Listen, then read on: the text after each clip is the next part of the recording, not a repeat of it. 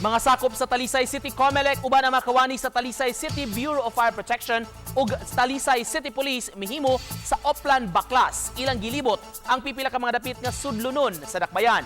Matod sa Talisay City Comelec nga nagsunod man ang mga kandidato sa gidakon sa ilang campaign materials.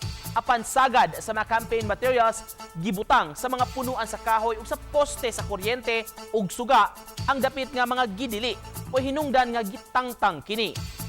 Samtang mipatuman usab sa simultaneous Oplan Baklas ang mga kawani sa Comelec sa Dumaguete City, Negros Oriental. Kini human nakita nga daghan sa mga poster sa mga kandidato ang wala sa mga common poster areas. Magsilbi kining warning sa mga kandidato sa pagsunod sa lagda. Sa balaod, lakip sa gidili ang pagbutang og mga campaign materials sa mga eskwelahan, waiting shed, sidewalk, traffic signs, tulay, barangay hall, health center ug uban pang public building.